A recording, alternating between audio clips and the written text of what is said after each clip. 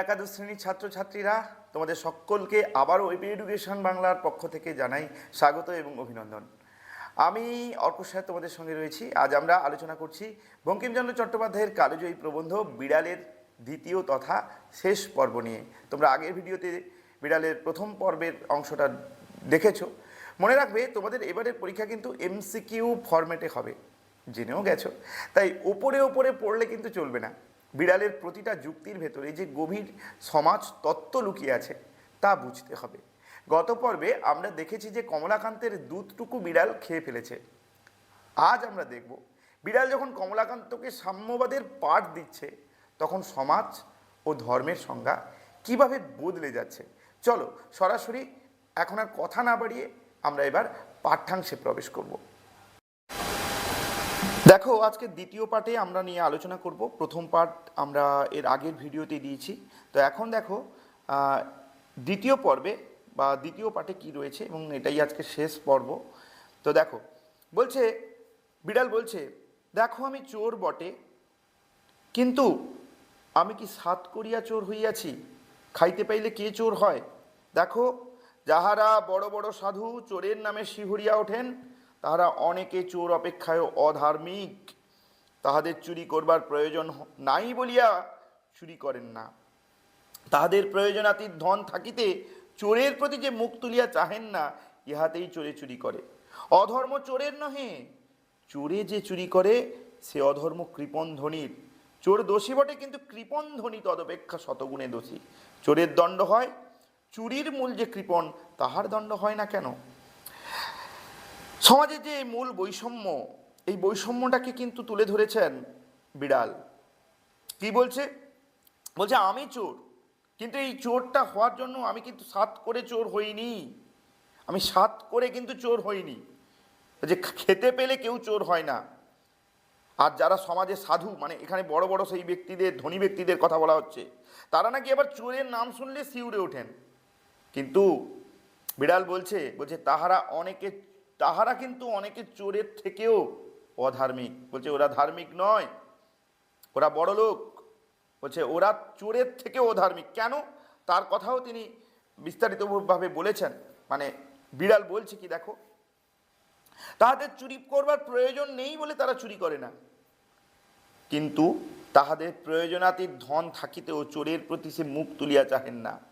বলছে তাদের অধার্মিকতার কারণ হচ্ছে এটাই যে তাদের প্রয়োজনের থেকেও তাদের অর্থ সম্পদ প্রচুর আছে, কিন্তু এখানে যারা চুরি করছে এই বিড়ালদের মতন দরিদ্র মানুষেরা, অর্থাৎ না খেতে পাওয়ার যন্ত্রণায় কিন্তু চুরি করছে। তাদের অঢেল আছে, কিন্তু তারা এক বিন্দু দিচ্ছে না। যারা না খেতে পাওয়া সেই দরিদ্র বিড়ালের প্রতিনিধিদের মতনই মানুষজনদের কেউ এক ফোঁটা খাবার দিচ্ছে না, তাদের সাহায্য করছে না। বলছে এই সাহায্য না করার জন্যই, এই যে মুখ তুলিয়া চাহেন না, ইহাতেই কিন্তু চোরে চুরি করে। বলছে এই কারণেই না সাহায্য পাওয়ার কারণে তাদের তো খেতে হবে বা তাদের তো পেট ভরাতে হবে, সেই কারণেই তারা বাধ্য হয়ে চুরি করে। বলছে অধর্ম না চোরের নহে, চোরে যে চুরি করে সে অধর্ম কৃপণ ধনীর। বলছে চোর কি কারণে চুরি করছে? কারণ না খেতে পাওয়ার যন্ত্রণায় ছটপট করছে, অথচ যাদের অঢেল আছে তারা কিন্তু এক বিন্দু সাহায্য করে না। সেই কৃপণ ধনী তাদের অঢেল আছে, কিন্তু তারা দিচ্ছে না, সাহায্য করছে না, কৃপণতা করছে। বলছে অধর্ম তাদেরই। বলছে চোর দোষী, একথা বিড়াল স্বীকার করছে। বলছে চুরি করেছি, এর জন্য আমি দোষী, আমি স্বীকার করছি, কিন্তু কৃপণ ধনী তদপেক্ষা শতগুণে দোষী। বলছে কিন্তু এই কিপটেমি করে যে ধনীরা, চোরের থেকেও শতগুণে দোষী বলে বলছেন। বলছে চোরের দণ্ড হয়, চুরির মূল যে কৃপণ তাহার দণ্ড হয় না কেন। বলছে চোরের শাস্তি হয়, বুঝলাম, কিন্তু এই চুরিটা কেন হয়? কারণ এই কৃপণদের জন্যই চুরি হয়, তাই তাদের শাস্তি হয় না কেন, এই প্রশ্নটাও কিন্তু বিড়াল তুলে দিয়েছে আমাদের কাছে। পরের লাইনে দেখো বলছে কি, দেখো আমি প্রাচীরে প্রাচীরে ম্যাও ম্যাও করিয়া বেড়াই, কেহ আমাদেরকে মাছের কাঁটাখানাও ফেলিয়া দেয় না। মাছের কাঁটা, পাতের ভাত নর্দমায় ফেলিয়া দেয়, জলে ফেলিয়া দেয়, তথাপি আমাকে ডাকিয়া দেয় না। ভুল বললাম, তোমাদের পেট ভরা, আমার পেটের ক্ষুধা কি প্রকারে জানিবে। কি বলছে দেখো এইখানটায়, বলছে খিদার জ্বালায় বিড়াল প্রাচীরে প্রাচীরে ম্যাও ম্যাও করে বেড়ায়, কেউ তাকে বলছে কেউ তাকে এই যে উচ্ছিষ্ট অংশ, মানে মানুষদের খাবার বা এই ধনী সম্প্রদায়ের খাবারের যে উচ্ছিষ্ট অংশ, সেই কাঁটা, মাছের কাঁটা ইত্যাদি ইত্যাদি, পাতের ভাত, এগুলো সব তারা নর্দমায় ফেলে দেয়, জলে ফেলে দেয়। তবুও কেউ একবার ডেকে যে এদের জন্য এদের কথা ভাবি, কেউ ভাবে না। বলছে ও তোমাদের পেট ভরা। কমলাকান্তকে সেই ধনী সমাজের প্রতিনিধি, বিলাসী ধনী ব্যক্তিদের প্রতিনিধি হিসেবে ধরা হয়েছে, তার কাছেই প্রশ্নগুলো রেখেছে বিড়াল। বলছে তোমাদের পেট ভরা, আমাদের পেটের ক্ষুধা কি প্রকারে জানিবে? যে তোমাদের তো পেট ভর্তি, তাই আমাদের পেটের যে খিদার যে যন্ত্রণা কি হচ্ছে সেটা তুমি বুঝবে কি করে? হায়, দরিদ্রের জন্য ব্যথিত হইলে তোমাদের কি কিছু অগৌরব আছে? প্রশ্নটা এইভাবেই করছে কমলাকান্তকে বিড়াল। আচ্ছা, দরিদ্রের জন্য একটু যদি ব্যথা বা একটু যদি ভাবো, হ্যাঁ, একটু যদি দুঃখ হয়, আচ্ছা এতে কি তোমাদের কোনো অসম্মান হচ্ছে বা তোমাদের সম্মান চলে যাচ্ছে? আমার মতন দরিদ্রের ব্যথায় ব্যথিত হওয়া লজ্জার কথা, সন্দেহ নেই। বলছে হ্যাঁ, সেটা তো হবেই। আমার মতো দরিদ্রের ব্যথায় ব্যথিত হওয়া সত্যি, এ তো চারিদিকে শুনলে লজ্জার ব্যাপার হয়ে দাঁড়াবে। আচ্ছা আমি বুঝি, সবই বুঝি। এরপরের লাইনে বলছে যে কখনো অন্ধকে মুষ্টি ভিক্ষা দেয় না, সেও বড় রাজা ফাঁপড়ে পড়লে রাত্রে ঘুমায় না, সকলেই পরের ব্যথায় ব্যথিত হইতে রাজি, তবে ছোট লোকের ব্যথায় বা ছোট লোকের দুঃখে কাতরছি কে হইবে? বলছে দেখো, একটা অন্ধ আতুর যে কিনা রাস্তায় ভিক্ষা করছে, সে চেয়ে চেয়ে চেয়ে চেয়ে এক ফোঁটাও কেউ তাকে ভিক্ষা দেয় না। অথচ বড় রাজা, মানে সেই ধনী ব্যক্তিদের কথা বলা হচ্ছে, কেউ একজন কোনো বিপদে পড়লে সবাই গিয়ে তার কাছে ছুটে যায়। হ্যাঁ, তাদের জন্য রাত্রে আবার এসব মানুষজনদের ঘুমও আসে না। সকলে পরের ব্যথায় ব্যথিত হতে রাজি, তবে ছোট লোকের ব্যথায় কেউ হতে চায় না, ব্যথায় ব্যথিত হতে কেউ চায় না। সবাই বরং লজ্জা পায়। ছোট লোক, একটা গরিব দরিদ্র লোক, একটা গরিব মানুষের দুঃখে কাতর হওয়া, ছি কে হইবে? এইটা কিন্তু বিড়াল এই দরিদ্র সমাজের প্রতিনিধি হয়ে এমন প্রশ্ন তুলে ধরেছেন, এই বাস্তব চিত্রটা তুলে ধরেছেন কার কাছে? কমলাকান্তের কাছে। পরের লাইনে বলছে দেখো, দেখো অমুক শিরোমণি কি অমুক ন্যায়লঙ্কার আসিয়া তোমার দুধ খাইয়া যাইতেন। এখানে শিরোমণি আর ন্যায়লঙ্কার কারা? এই শিরোমণি এবং ন্যায়লঙ্কার হচ্ছেন সংস্কৃতজ্ঞ পণ্ডিত জ্ঞানী ব্যক্তিদের কথা বলা হচ্ছে। বলছে তোমার দুধটুকু খাইয়া যাইতেন, যে দুধটুকু খেয়েছে, কমলাকান্তকে বলছে যে তার সেই দুধটুকু যদি বিড়াল না খেয়ে কোনো এই জ্ঞানী পণ্ডিত ব্যক্তিরা, সংস্কৃতজ্ঞ পণ্ডিত ব্যক্তিরা যদি খেয়ে চলে যেতেন, তবে কমলাকান্ত কি করত? তবে কি তুমি তাহার ঠ্যাঙ্গা লইয়া মারিতে আসিতে? বলছে তুমি কি তাহলে তাকে লাঠি নিয়ে মারতে আসতে? তুমি তাকে লাঠি নিয়ে কি মারতে আসতে, ঠ্যাঙ্গা নিয়ে মারতে আসতে কি? এরকম প্রশ্ন তুলে ধরেছেন। বরং বড় জোর হাত করিয়া বলিতে, আর একটু কি আনিয়া দিব? বিড়াল ব্যঙ্গ করছে কাকে? কমলাকান্তকে। বলছে এরকম কোনো মানুষ, ওই ন্যায়লঙ্কার শিরোমণির মতো মানুষরা এসে আমার বদলে দুধটা যদি তারা খেয়ে যেত, তাদের কি লাঠি নিয়ে মারতে আসতে? মারতে আসতে না, বরং আরো হাত জোর করে বলতে আরেকটু এনে দেবো, আরেকটু নেবেন? তবে আমার বেলা লাঠি কেন? প্রশ্ন পুরো একদম সঠিক। তবে আমার বেলা লাঠি কেন? তুমি বলিবে তাহারা অতি পণ্ডিত, বড় মান্য লোক। বলছে তারা অতি পণ্ডিত, জ্ঞানী ব্যক্তি, তারা সম্মানীয় লোক। বিড়াল প্রশ্ন করে রেখেছেন, পণ্ডিত বা মান্য বলিয়া কি আমার অপেক্ষা তাহাদের ক্ষুধা বেশি? বলছে আচ্ছা, পণ্ডিত বা সম্মানীয় ব্যক্তিদের ক্ষুধা আমার থেকে বেশি, তাই না? তা তো নয়। তেলা মাথায় তেল দেয়া মনুষ্য জাতির রোগ, দরিদ্রের ক্ষুধা কেহ বুঝে না। স্পষ্ট কথাই বিড়াল এবার বলে দিয়েছে। বলছে তেলা মাথায় তেল দেয়াটাই হচ্ছে মনুষ্য জাতির একটা রোগ বলা যেতে পারে। হ্যাঁ, এটা একটা বহুল প্রচলিত প্রবাদ, তেলা মাথায় তেল দেয়া। এর কথা হচ্ছে ক্ষমতাবানকে অযথা সাহায্য করা। তেল দেয়া বলা হয় না, তাহলে মানে তার আছে, অঢেল আছে, তবুও তার তেল দেয়া, কারণ তার কাছ থেকে কিছু পাবে। এই হচ্ছে মানুষের চিন্তা ভাবনা। এই জন্য বলছে তেলা মাথায় তেল দেয়া মনুষ্য জাতির রোগ, দরিদ্রের ক্ষুধা কেহ বোঝে না। দরিদ্র মানুষেরা না খেতে পেয়ে যন্ত্রণায় ছটফট করছে, কেউ বোঝে না। যে খাইতে বলিলে বিরক্ত হয়, তাহার জন্য ভোজের আয়োজন। যার খাওয়ার কোনো প্রয়োজন নেই, বললেই না না না, আমি খাবো না খাবো না, যারা বলে বিরক্ত হয়, তাদের জন্যই কিন্তু অঢেল খাবারের আয়োজন করা হয়। আর যে ক্ষুধার জ্বালায় বিনা আহ্বানেই তোমার অন্ন খাইয়া ফেলে, চোর বলিয়া তাহার দণ্ড করো, ছি ছি ছি ছি ছি ছি ছি। বলছে, আর যে না খাওয়ার যন্ত্রণায় ছটপট করে বিনা আমন্ত্রণেই সে তোমার খাওয়ার খেয়ে নিয়ে পালায় বা খেয়ে নেয়, তাকে তুমি চোর বলো? তুমি একবার বোঝার চেষ্টা করো কমলাকান্ত। বলছে, ছি, তোমাদের এই ভাবনা চিন্তার প্রতি ধিক্কার জানাচ্ছি। তাই বিড়াল সেই ধিক্কার জানিয়ে ছি ছি বলে ধিক্কার জানিয়েছে। পরের লাইনে দেখো, আশা করি তোমরা বুঝতে পারছো, অবশ্যই কমেন্ট করবে তোমরা যে কতটা বুঝতে পারলে। পরের লাইনে বলছে, দেখো আমাদিগের দশা দেখো, দেখো প্রাচীরে প্রাচীরে, প্রাঙ্গণে প্রাঙ্গণে, প্রাসাদে প্রাসাদে ম্যাও ম্যাও করিয়া আমার চারিদিক দৃষ্টি করিতেছি। কেন? খিদার জ্বালায়। কোথায় খাবার পাওয়া যাবে, কোন নর্দমায় খাবার পড়ে আছে, কোথায় অবশিষ্ট অংশটুকু পড়ে আছে, খাবার অবশিষ্ট অংশটুকু পড়ে আছে, তার জন্য তারা প্রাচীরে প্রাচীরে, প্রাঙ্গণে প্রাঙ্গণে, প্রাসাদে প্রাসাদে ঘুরে বেড়াচ্ছে, ম্যাও ম্যাও করে ঘুরে বেড়াচ্ছে, খিদার জ্বালায় যন্ত্রণায় ম্যাও ম্যাও করছে। কেহ আমাদিগের মাছের কাঁটাখানা ফেলিয়া দেয় না, কেউ দেয় না।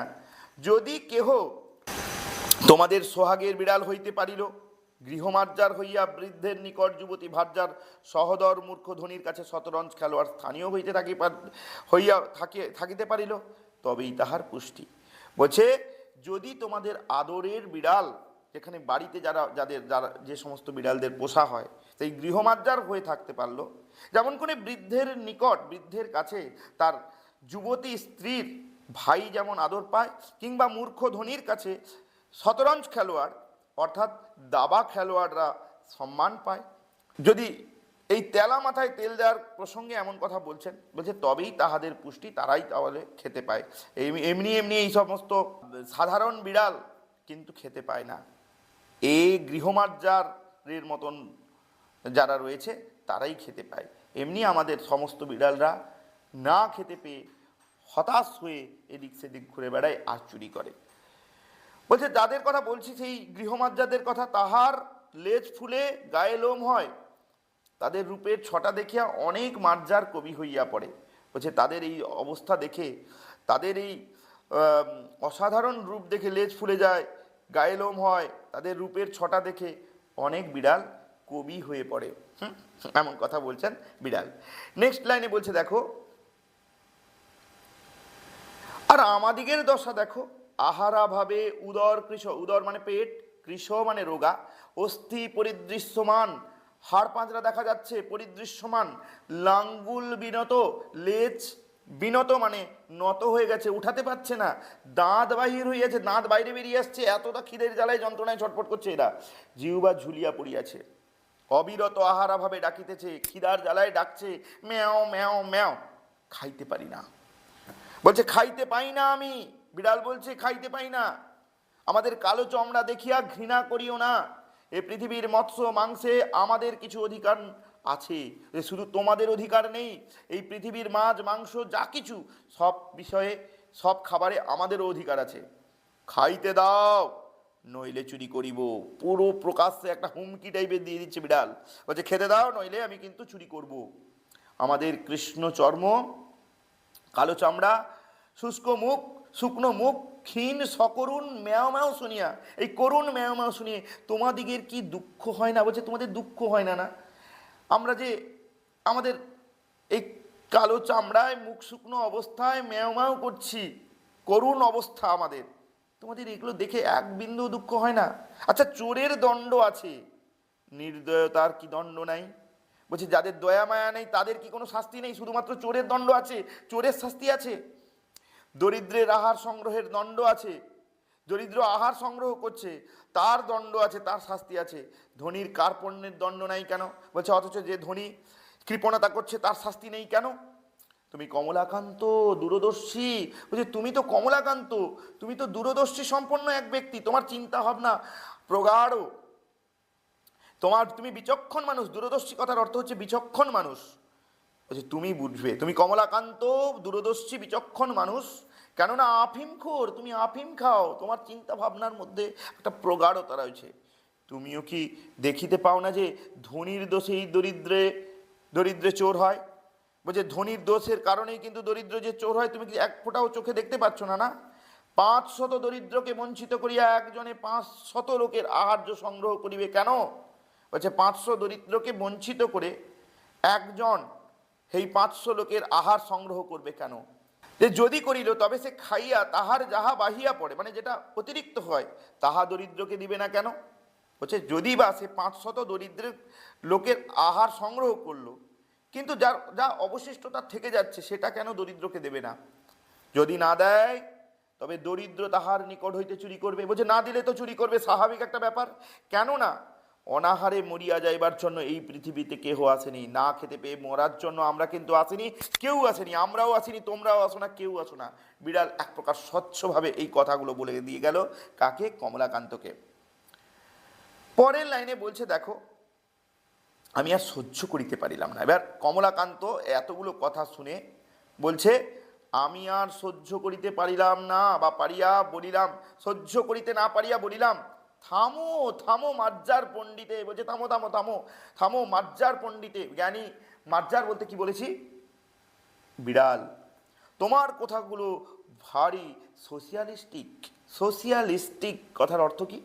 সমাজতন্ত্রবাদীদের মতো। সমাজতন্ত্র একটি সমাজ দর্শন। এই দর্শন মনে করে সকলেই সমাজ সম্পদে সমান অধিকারী।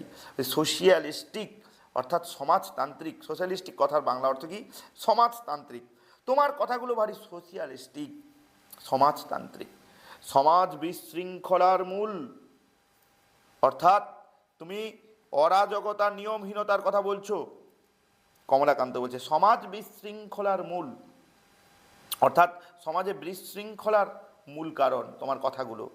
যদি যাহার যত ক্ষমতা, এবার কমলাকান্ত বলছে যদি যাহার যত ক্ষমতা সে তত ধন সঞ্চয় করিতে না পায়, অথবা সঞ্চয় করিয়া চোরের জ্বালায় নির্বিঘ্নে ভোগ করিতে না পায়, তবে কেন আর ধন সঞ্চয় যত্ন করিবে? তাহাকে সমাজের ধনবৃদ্ধি হইবে না, তাহাতে সমাজের ধনবৃদ্ধি হইবে না।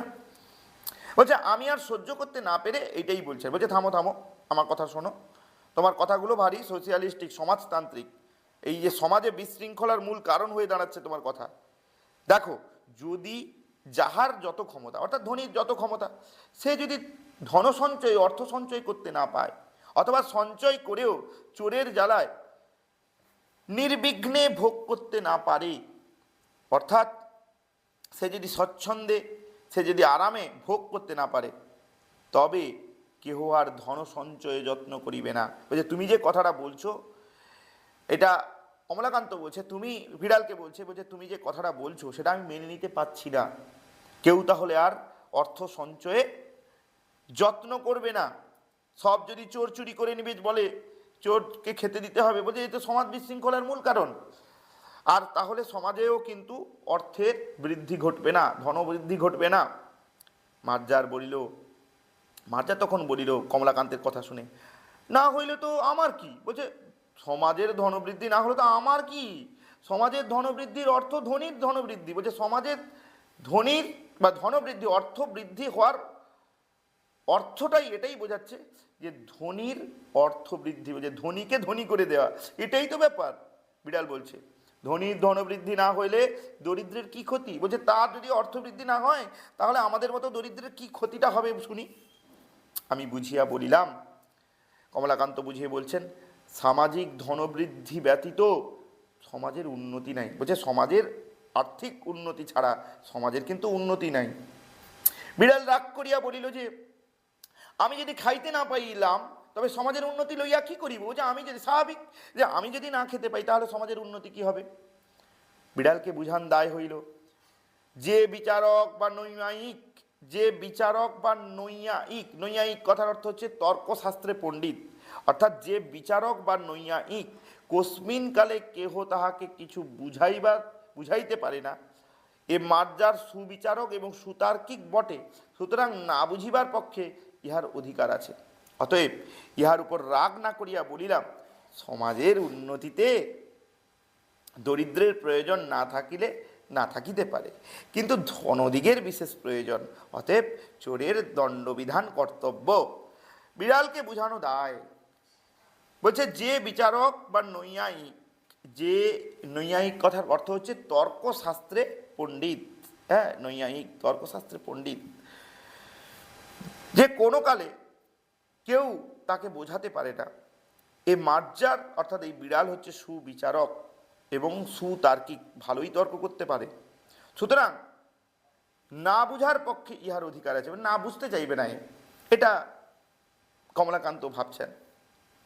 অতএব এর উপর রাগ না করা উচিত বলে কমলাকান্ত ধীরে ধীরে বলছে, দেখো, সমাজের উন্নতিতে দরিদ্রের প্রয়োজন না থাকলেও না থাকিতে পারে, কিন্তু ধনদিগের বিশেষ প্রয়োজন, মানে ধনীদিগের বিশেষ প্রয়োজন, বলছে ধনী তোমাদের প্রয়োজন নাও থাকতে পারে, কিন্তু ধনীদের কিন্তু প্রয়োজন আছে। অতএব চোরের দণ্ডবিধান কর্তব্য, অর্থাৎ চোরকে শাস্তি পেতে হবে। মার্জারি মহাশয়া বলিলেন, এবার মার্জারি মহাশয়া বলিলেন, কে? বিড়াল বলছেন, চোরকে ফাঁসি দাও, তাহাতেও আমার আপত্তি নাই। বলছে চোরকে শাস্তি দাও, আমার কোনো আপত্তি নেই, কিন্তু তাহার সঙ্গে আরেকটি নিয়ম করো, যে বিচারক চোরকে সাজা দিবেন তিনি আগে 3 দিবস উপবাস করিবেন।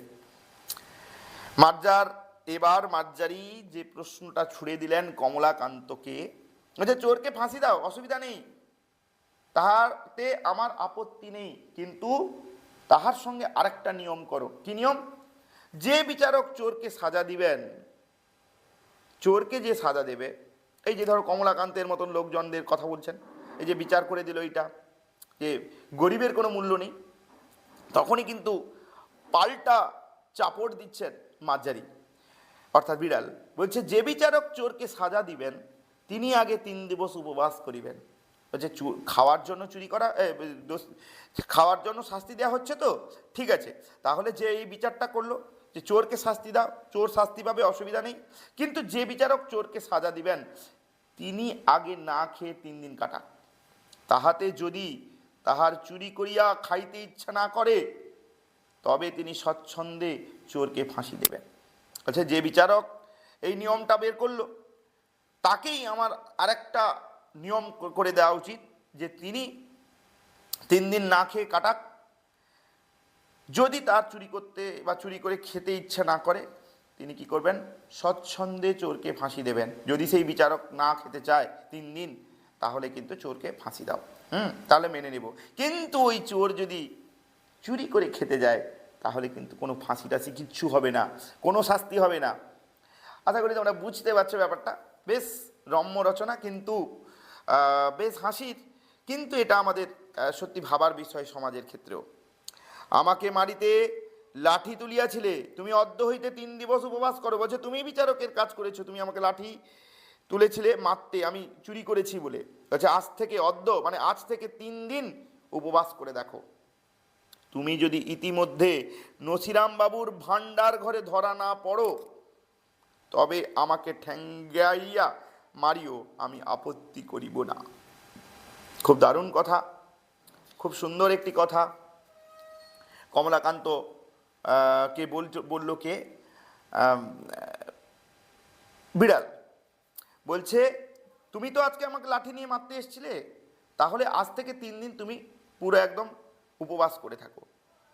তুমি যদি নসিরাম বাবুর, ওই যে কমলাকান্তের ঘরের নসিরাম বাবুর ভাড়ার ঘরে ধরা না পড়ো তবে আমাকে ঠ্যাঙ্গাইয়া মারিও, তবেই আমাকে লাঠি নিয়ে মারতে আসো, আমি কিন্তু আপত্তি করব না। বিজ্ঞ লোকের মতো এই যে যখন বিচারে পরাস্ত হইবে তখন গম্ভীরভাবে উপদেশ প্রদান করিবে। বিজ্ঞ লোকরা এটাই করে, যখন বিচারে পরাজিত হয় তখন গম্ভীরভাবে উপদেশ প্রদান করে। তো সেই অনুযায়ী কমলাকান্তও বলছে, আমি সেই প্রথা অনুসারে মার্জারিকে বললাম এই সকল অতি নয় নীতিবিরুদ্ধ কথা, বুঝি এগুলো এইসব কথা তো নীতিবিরুদ্ধ, এ তো সমাজের পক্ষে উপযোগী নয়, হ্যাঁ, নীতিবিরুদ্ধ কথা, বাবা এসব কথা বলার দরকার নেই, এসব অতি নীতিবিরুদ্ধ কথা, ইহার আন্দোলনীয় পাপ আছে। বলছে এইসব কথা বলাটাই পাপ, তুমি এ সকল দুশ্চিন্তা পরিত্যাগ করিয়া ধর্মাচরণে মন দাও। বলছে তুমি এসব কথা ভাবনা চিন্তা, হ্যাঁ, এসব চিন্তাগুলো ছেড়ে ধর্মাচরণে মন দাও। তুমি যদি চাহো তবে পাঠার্থে তোমাকে আমি নিউমান এবং পার্কারের গ্রন্থ দিতে পারি। এবার কিন্তু কমলাকান্ত সব কিছু বুঝে নিয়ে এবার একটু কি বলবো, এবার একটু সে চুপচাপ হয়ে গেল, দিয়ে বলছে তুমি যদি চাও তবে আমি তোমার পড়াশোনার জন্য আর পাঠের জন্য তোমাকে আমি কি দেব, নিউম্যান এবং পার্কারের গ্রন্থ দিতে পারি। নিউম্যান হলেন একজন ধর্মতত্ত্ববিদ, আর পার্কার ছিলেন একজন অতি জনপ্রিয় ধর্মবিদ ও বহু গ্রন্থের প্রণেতা। এই ধর্মতত্ত্ববিদ এবং তত্ত্ববিদরা তাদের যে গ্রন্থগুলো, নিউম্যান এবং পার্কার, এরা হচ্ছে ইংল্যান্ডের মানুষ। এরা মূলত বিখ্যাত হয়ে আছেন এই যে ধর্মপ্রাণ পাদ্রী ধর্ম সাহিত্য রচনার জন্য। আর পার্কার হলেন মার্কিন যুক্তরাষ্ট্রের মানুষ। ইনিও একজন ধর্মতত্ত্ববিদ এবং বহু গ্রন্থ রচনা করেছেন। সেই জন্য কমলাকান্ত বলছে তুমি যদি চাও তাহলে তোমার পাঠার্থে তোমাকে আমি নিউম্যান এবং পার্কারের গ্রন্থ তুলে দিতে পারি। আর কমলাকান্তের দপ্তর পড়িলে কিছু উপকার হইতেও পারে, বুঝলি তো। আর কমলাকান্তের দপ্তর যে বইটা, সেটাও কিন্তু তুমি যদি পড়ো তাহলে উপকার পেতে পারো। আর কিছু হোক না হোক, আফিঙ্গের অসীম মহিমা বুঝিতে পারিবে। আফিমখোর কমলাকান্ত বলছে এক নিউম্যান এবং পার্কারের গ্রন্থ আমি তোমাকে দিতে পারি। আর যদি তোমার মনে হয় যে কমলাকান্তের দপ্তর পড়লে কিছু উপকার হতে পারে, তাহলে তোমাকে আমি দেব। আর ওটা জেনে রাখো, আর কিছু হোক না হোক, আফিম খেলে কি ভালো হবে সেটা তুমি বুঝতে পারবে। এখানে স্বস্থানে গমন করো, প্রসন্নকাল কিছু ছানা দিবে বলিয়াছে, জলযোগের সময় আসিও, উভয়ে ভাগ করিয়া খাইব, অদ্য আর কাহারও হাঁড়ি খাইও না। বলছে এখন তুমি এখান থেকে যাও, প্রসন্নকাল আসবে, ওই ছানা কেটে নিয়ে আসবে, ছানা দিবে বলিয়াছে। যখন খাওয়ার দাওয়ার জলযোগের সময় এসো, উভয়ে ভাগ করে খাবো, তুমি আমি ভাগ করে খাবো। অদ্য আর কাহারও হাঁড়ি খাইও না। বলছে এখন আর কারোর বাড়িতে গিয়ে হাঁড়ি খাই করো না, বরং ক্ষুধায় যদি নিতান্ত অধীর হও তবে পুনর্বার আসিও, আমি সরিষা ভোর আফিম দেব। বলছে যদি তোমার খিদা পায়, নিতান্ত অধীর হয়ে যাও, তাহলে কিন্তু একটা কাজ করো, আমার কাছেই এসো, আমি পুনরায় সরিষা ভোর, মানে সরিষার মতো ক্ষুদ্র দানার মতো সমান পরিমাণ বিশেষ আফিম তোমাকে দেব, খেতে দেব। তখন মার্জার বলিল, কি বললো দেখো, আফিঙ্গের বিশেষ প্রয়োজন নাই, তবে হাঁড়ি খাওয়ার কথা ক্ষুধা অনুসারে বিবেচনা করা যাইবে। বলছে আফিঙ্গের আমার কোনো প্রয়োজন নেই, তবে হাঁড়ি খাওয়ার কথা ক্ষুধা অনুসারে বিবেচনা করা যাবে। যেটা আমার খিদার উপর ডিপেন্ড করবে, আমি চুরি করতে যাব কি যাব না। মার্জার বিদায় হইল। একটি পতিত আত্মাকে অন্ধকার হইতে আলোকে আনিয়াছি ভাবিয়া কমলাকান্তের বড় আনন্দ হইল। অর্থাৎ কমলাকান্ত বলছে একটি পতিত আত্মাকে, অর্থাৎ দুর্দশাগ্রস্ত আত্মা বা অবনত মনের অধিকারী এক প্রাণীকে যে আলোয় ফিরিয়ে আনতে পেরেছে ভেবে কমলাকান্তের মনে বড় আনন্দ হলো। শ্রী কমলাকান্ত চক্রবর্তী। আশা করি প্রিয় ছাত্রছাত্রীরা, তোমাদের বিড়াল প্রবন্ধটি বুঝতে কোনো অসুবিধা থাকবে না। তো লাইন বাই লাইন তোমাদের আমি বুঝিয়ে দিলাম। যদি কোনো অসুবিধা থাকে কমেন্ট বক্সে গিয়ে কমেন্ট লেখো, সেই সমাধান করব। বিশেষ করে তোমাদের হয়তো অর্থ সম্পর্কিত কোনো সমস্যা হতে পারে, যদি হয় সেগুলো আমি লিখে দেবো, কিন্তু ভালো করে যদি ভিডিওটা দেখো তাহলে কিন্তু কোনো সমস্যা থাকবে না। প্রিয় ছাত্রছাত্রীরা, আজ আমরা বঙ্কিমচন্দ্র চট্টোপাধ্যায়ের বিড়াল প্রবন্ধের দ্বিতীয় তথা শেষ পর্ব নিয়ে আমরা আলোচনা করলাম। আজ আমরা দেখলাম কিভাবে একটি সাধারণ বিড়ালের যুক্তির কাছে পণ্ডিত কমলাকান্ত কিন্তু পরাস্ত হলেন, তাই তো। বঙ্কিমচন্দ্র এখানে কেবল একটি বিড়ালের কথা বলেননি, তিনি সমাজের সুবিধা বঞ্চিত মানুষদের হাহাকার আর ধনীদের কৃপণতাকে আঙুল দিয়ে কিন্তু দেখিয়ে দিয়েছেন। তো ছাত্রছাত্রীরা মনে রাখবে, এই প্রবন্ধ থেকে এমসিকিউ আসার সম্ভাবনা সব থেকে বেশি বলাটা ভুল হবে, আসবেই। তাই আজকের আলোচনায় আমরা যে বিশেষ শব্দগুলো আলোচনা করলাম, যেমন কৃষো, সমাজ বিশৃঙ্খলা, নিউম্যান, পার্কারের গ্রন্থ, সোশিয়ালিস্টিক ইত্যাদি ইত্যাদি, এগুলো নিশ্চয়ই আলোচনা যে করলাম, এগুলো তোমরা নিজেদের খাতায় বা ডায়েরিতে নোট করে রেখেছো আশা করছি। তো আজকের ক্লাসের উপর তোমাদের জন্য একটা ছোট্ট কুইজ রাখলাম, এই প্রশ্নটা রাখলাম। তো প্রশ্নটার উত্তর কিন্তু কমেন্ট বক্সে জানিও। প্রশ্নটা হচ্ছে, বিড়ালের মতে বিচারক চোরকে সাজা দেওয়ার আগে কদিন উপবাস করবেন? 1 দিন, 2 দিন, 3 দিন এবং 7 দিন। তো আশা করি তোমরা প্রশ্নের উত্তর পেরে গেছো। তাই আর কথা বাড়াবো না। কি করবে তাহলে? এক্ষুনি যেটা করবে, সঠিক উত্তরটি চটপট কমেন্ট বক্সে লিখে ফেলো। যার উত্তর সঠিক হবে আমি সেখানে কিন্তু লাভ রিয়্যাক্ট দেব। তো আর দেরি নয়, তাড়াতাড়ি কিন্তু কমেন্ট বক্সে লিখে ফেলো। আর যদি ভিডিওটি ভালো লাগে অবশ্যই বন্ধুদের সাথে শেয়ার করো। আর যারা চ্যানেলে নতুন তারা কিন্তু সাবস্ক্রাইব করতে ভুলবে না। তারা সাবস্ক্রাইব করে বেল আইকনটি টিপে দিও, যাতে সেমিস্টার 1-এর পরের ক্লাসগুলো তোমরা মিস না করো। আর একটা কথা বলবো যে আমাদের এই যে আজকে যে বিড়াল প্রবন্ধ পড়লাম, 2টো পর্বের বিড়াল প্রবন্ধ পড়লাম, তো এখান থেকে কিন্তু গুরুত্বপূর্ণ এমসিকিউ প্রশ্নের সেট আসছে, মক টেস্ট আসছে। আর তোমরা ভালো করে কিন্তু এই চ্যাপ্টারটা পড়ে নাও। তো আজকের মতো ক্লাস এই পর্যন্ত। সবাই ভালো থেকো, সবাইকে ভালো রেখো আর মন দিয়ে পড়াশোনা করো।